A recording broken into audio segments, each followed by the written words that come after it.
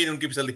Arun sir, आपके पास आऊंगा। जो अभी यूसुफ सर ने कहा कि भाई सब कुछ मोदी है, तो फिर वो खुद भी तो दांव खेल सकते हैं ना। वो क्यों नहीं? वो तो बार बार कहते हैं कि देखिए वो सीट जो है बहुत खुले तौर पर मालूम है कि मुस्लिम्स बाहुल्य, बहुत बड़ा वोट बैंक मुस्लिमों का है उस सीट पर। तो आप बार बार कहते हैं कि हमने बहुत कुछ किया है। हम 3 तलाक की बात आप हर जगह गिनाते हैं, आप धारा 370 की बात करते हैं, तमाम बहुत सारे आप वो करते हैं, अलग अलग वो करते हैं, और जिसमें आप ये बार बार एस्टेब्लिश करने की कोशिश करते हैं कि हम मुस्लिमों के विरोधी नहीं है, हमने बहुत कुछ किया है। तो फिर खुद दांव पे नहीं लग सकते क्या? थोड़ा हाइपोथेटिकल होगा कि जब आप कर रहे हैं, आपके पास में आप खुद सब कुछ हैं, आप दूसरों को भेजना नहीं चाहते, हीरो आप किसी को बनने देना चाहते नहीं है, तो आप लड़िए ना। आप 2-3 सीट से आप लड़ जाइए। अगर ऐसा आपको लगता है कि राहुल गांधी वहां से भाग रहे हैं, छोड़ रहे हैं, घेरिए आप उनको। क्या दिक्कत है अरुण सर? जी जी सर, बात यह है कि जब भारतीय जनता पार्टी हमारे मुस्लिम भाइयों को टिकट नहीं देती, तो मुस्लिम बाहुल्य क्षेत्र से लड़ेंगे कैसे? सवाल तो यहां आता है ना।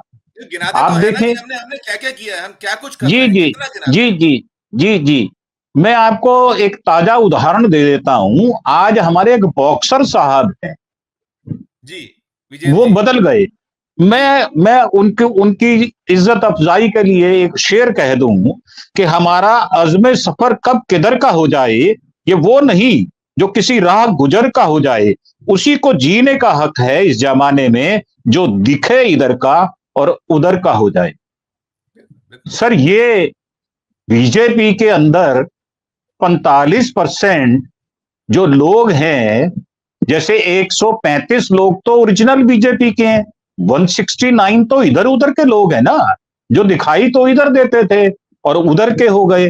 तो कैसे लड़ेगी बीजेपी वहां पर? और सबसे बड़ी बात, अभी मैं ये सारा इतिहास झांक रहा था, विद्याधर वाजपेयी साहब, इमरजेंसी में रविंद्र प्रताप सिंह साहब, राजीव गांधी साहब, राहुल गांधी जी, संजय गांधी जी, सतीश शर्मा जी, भारतीय जनता पार्टी के एक संजय सिंह जरूर आए थे अमेठी से। फिर उसके बाद देखें, स्मृति ईरानी कितनी बार जीती है सर अमेठी से? मात्र एक बार, और एक बार हारी, मैच बराबर। और राहुल गांधी साहब कितनी बार जीते? 3 बार। और फिर क्या वायनाड जाने के बाद वो हार गए क्या? वहां से भी जीते। तो क्यों छोड़े वो वायनाड को? मुझे तो समझ नहीं आती।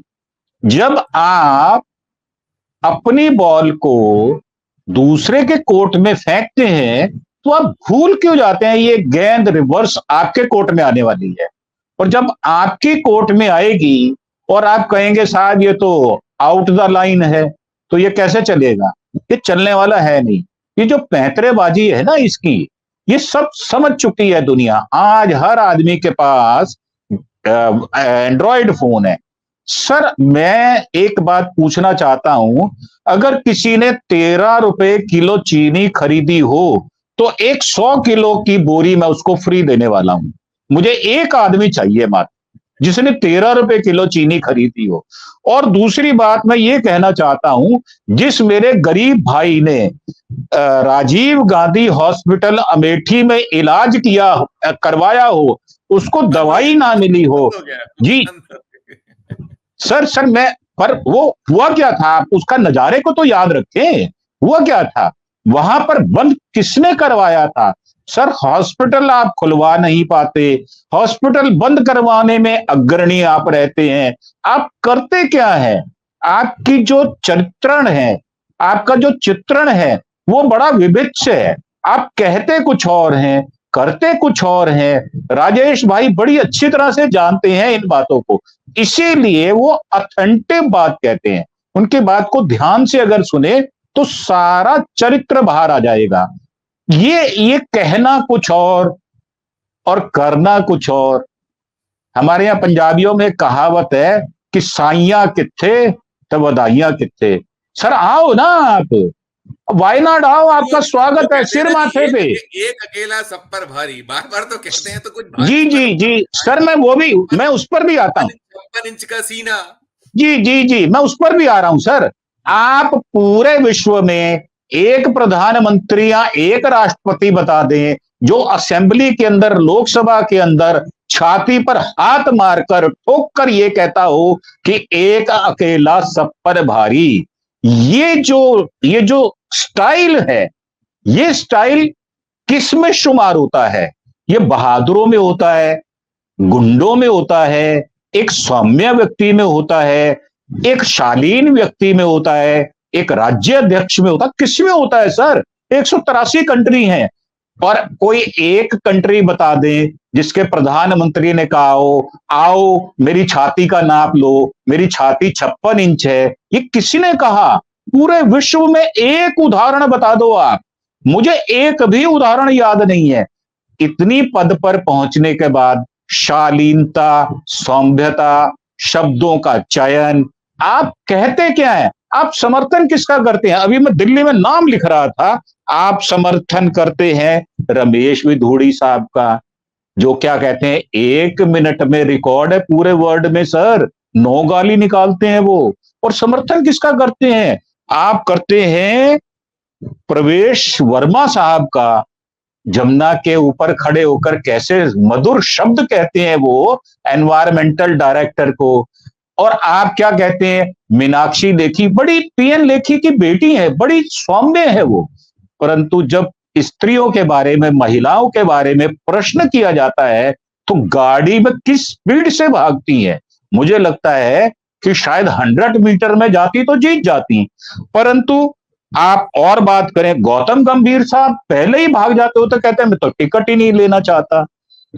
और टिकट आप देखें कि डॉक्टर हर्षवर्धन जैसा व्यक्तित्व, राजेश भाई बैठे वो बताएंगे उनके व्यक्तित्व के बारे में, कोई विरोध नहीं, सारी पार्टियों में एक सार मान्यता। हमारे डॉक्टर वालिया साहब मेरे क्षेत्र के, मेरे तो 74 से वो दोस्त हैं, वो और दोनों हर्षवर्धन साहब, इनको कोई क्रिटिसाइज कर दे सर, एक आदमी ले आओ, मैं उसकी घर की चाकरी कर लूंगा अगर कोई उनको बुरा कह दे। दोनों व्यक्तित्व, दो पार्टियां, एक जैसा प्रोफेशन यस नहीं है ना सर, यस नहीं थे।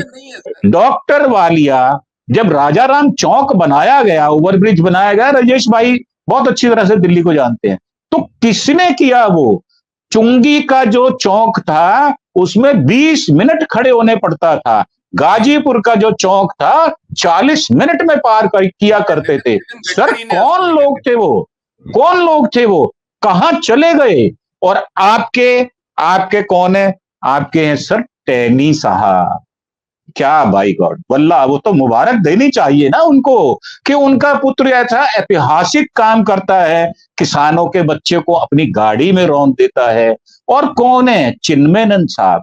क्या बाई गॉड, आप देखें, आप बिल्कुल एकदम निहाल हो जाएंगे उनको देखकर। होम मिनिस्टर रहे, डिप्टी होम मिनिस्टर रहे, मिनिस्टर फॉर स्टेट रहे, कर्तव्य देखो क्या किए उन्होंने। चोला कौन सा पहना? भगवा। काम कौन सा किया? जो रावण ने किया, चांडाल का काम किया। आप इनका चरित्र देखें, आप रिफ्लेक्शन देखें, क्या पड़ रहा है इनके ऊपर। इनको वायनाड, अमेठी के बारे में बात करने का मुझे लगता है कोई अधिकार ही नहीं है। अगर इंटरनल देखा, मैं तो बीजेपी में सैकड़ों वर्ष रहा हूं, राजेश भाई जानते हैं पंडित बख्शीराम शर्मा जी का नाम, जो कि एमएलए, और मैं उनका पुत्र हूं, चौथा पुत्र हूं, सबसे छोटा।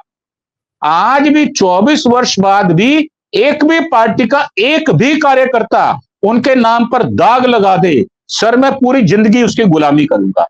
सर ये ऐसा नहीं होता। जब आप राजनीतिक क्षेत्र में आते हैं, सार्वजनिक क्षेत्र में आते हैं, तो अपने को साफ रखना, अपनी छवि को सबके सामने एक शीशे की तरह रखना, ये बहुत बड़ी बात होती है।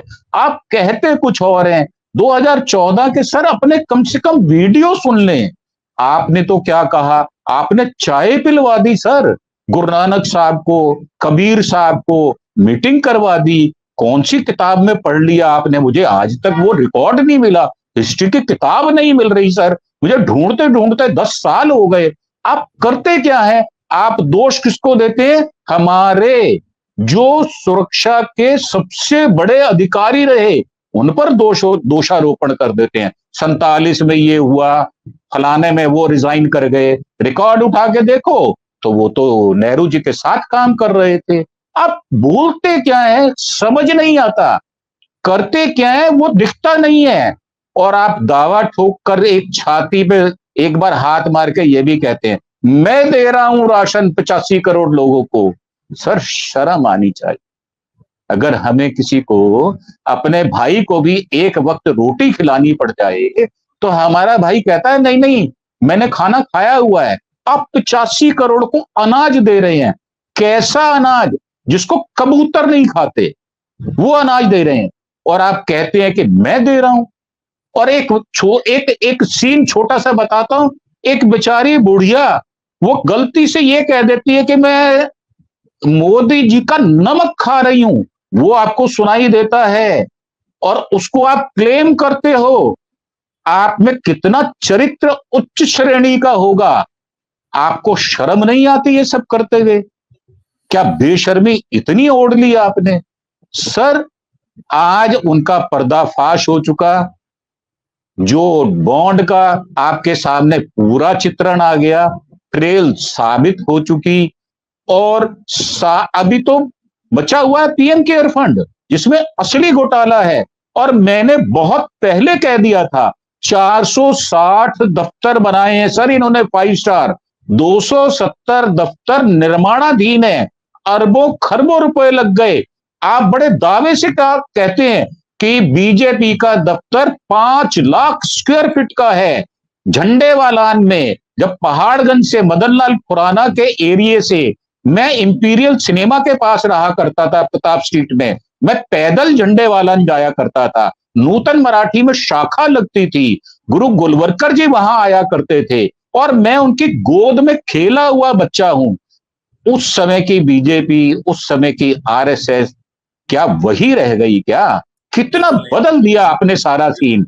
कई बार मन में दर्द होता है, बात कहते हुए पीड़ा होती है, पर इनको तो कभी पीड़ा ही नहीं होती, ये तो लोहे के बने हैं। मैं आज सवेरे भी कह रहा था मोदी साहब लोहे की नाव में लकड़ी के लट्ठर जो बड़े बड़े बड़े वो आते हैं 150 फुट लंबे, उनको तैराना चाहते हैं, परंतु प्रकृति ने लकड़ी में जो नाव होती है उसमें कील को गाड़कर लोहे को तैराने की ये तरकीब दी है। और ये मेरे देश में नहीं पूरे विश्व में है। परंतु आप तो बनाएंगे लोहे की नाव और उसमें लकड़ी के गट्ठर रखेंगे, तो सर वो नाव डूबने वाली है, तैरने वाली नहीं है।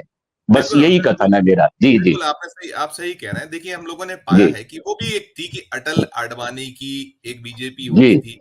मध्य प्रदेश में कुशाभाऊ ठाकरे साहब ने उसकी स्थापना की थी, उस बीजेपी की क्या शुचिता थी, कितना आदर भाव था, सब कुछ। सर नानाजी देशमुख, दीनदयाल उपाध्याय, आप उनकी इंक्वायरी नहीं कराते, पटरी पर पड़े मिलते हैं।